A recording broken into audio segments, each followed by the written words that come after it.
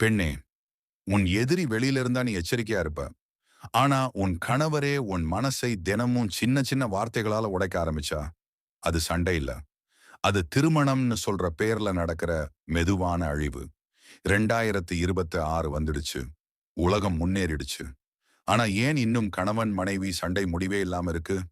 அததான் இன்னைக்கு இந்த வீடியோல யார் உண்மையான எதிரி? சண்டை ஏன் வருது? அதை எப்படி தீர்க்கலாம்? அப்படின்னு பார்க்க போறோம். கத்தாம, அழாம, உன்னை இழக்காம ஜெயிக்கிற வழியைத்தான் இப்ப பேசப் போறோம்.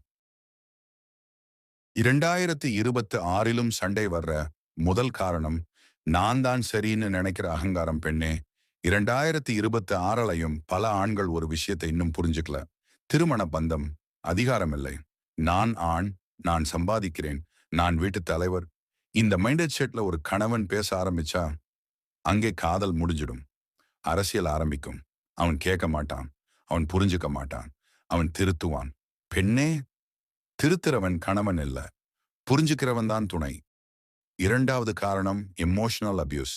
அடிக்காம அடிக்கிற வன்முறை. 2026ல் அடிக்கிறவன் சில பேர் தான். ஆனா நீ எதுக்கும் லாயக்கில்ல. உனக்கு எதுவும் தெரியாது. உன்னால தான் என் வாழ்க்கை கெட்டுது அப்படின்னு அடிக்காம மனசு சிதைக்கிறவங்க தான் அதிகம். இது கோபம் இல்லை. இது கவலை இல்லை. இது கண்ட்ரோல். பெண்ணே நினைச்சுப்பார். அவன் உன் உடலை தொடாம உன் கனவுகளை கொன்றுட்டானா? அப்போ பிரச்சனை சண்டை இல்லை. பிரச்சனை அவன் மனநிலை. 3வது காரணம் பெண்ணின் அதிகமான அட்ஜஸ்ட்மெண்ட்ஸ். பெண்ணே, நீ அதிகமா பொறுத்துக்கிட்ட நாள்ல தான் சண்டை ஆரம்பிக்குது. பரவாயில்ல, அவன் தானே, வீட்டுக்காக தானே. இந்த 3 வார்த்தைகள் ஒரு பெண்ணை மெல்ல மெல்ல காணாமல் ஆக்கும். பொறுமை நல்லது. ஆனா பொறுமையே அடிமைத்தனமாக கூடாது. 2026லும் பெண் மாறிட்டா. ஆனா பொறுமை மட்டும் அதே இடத்துல நின்னுடுச்சு. 4வது காரணம் கம்யூனிகேஷன் இல்லை, ரியாக்ஷன் மட்டும். சண்டை வர்றதுக்கு பெரிய காரணம் இதுதான். பேச மாட்டோம், புரிஞ்சுக்க மாட்டோம். ஆனா உடனே கோபம், உடனே கண்ணீர். பெண்ணே, கோபத்துல பேசின வார்த்தை வாழ்க்கை முழுக்க ஒலிக்கும். அதனால சாணக்கியர் என்ன சொல்றார்னா, உடனே பேசாதே, உடனே தீர்மானிக்காதே. பிரச்சனைக்கான தீர்வு ஒன்று. உணர்ச்சியை கட்டுப்படுத்து. அதுவே முதல் வெற்றி. பெண்ணே, உன் கணவர் உன்னை காயப்படுத்தும் போது அவன் எதிர்பார்ப்பது உன் ரக்ஷன். நீ அழணும், நீ சத்தம் போடணும், நீ உடையணும். அப்போ அவன் ஜெயிச்சிடுவான். அதனால 2026ல ஒரு புத்திசாலி பெண் என்ன செய்வாள் தெரியுமா? அமைதியா இருப்பாள். ஆனா உள்ளுக்குள்ள உடைய மாட்டாள். அமைதியா இருப்பது பலவீனம் இல்ல, அது ஸ்ட்ராட்டஜி. தீர்வு 2. வார்த்தையால் அல்ல, வளர்ச்சியால் பதில் சொல். பெண்ணே, உன் கணவர் உன்னை சிறியவளாக்க முயற்சி பண்றானா? அப்போ நீ பெரியவளாக மாறு. கற்றுக்கோ, உன் திறமையை வளர்த்து பொருளாதார சுயநிலை அடை. ஏன் தெரியுமா? சுயநிலை உள்ள பெண்ணை யாராலும் கட்டுப்படுத்த முடியாது. 2026ல் அமைதியா உயர்ந்த பெண் அவனுக்கு மிகப்பெரிய பயம். தீர்வு 3. சரியான நேரம் வரைக்கும் மௌனம். பெண்ணே, உடனே பதிலடி வேண்டாம். உடனே முடிவு வேண்டாம். ஏன் தெரியுமா? அகங்காரம் உள்ளவன் ஒரு நாள் தவறு செய்யாம இருக்க மாட்டான்.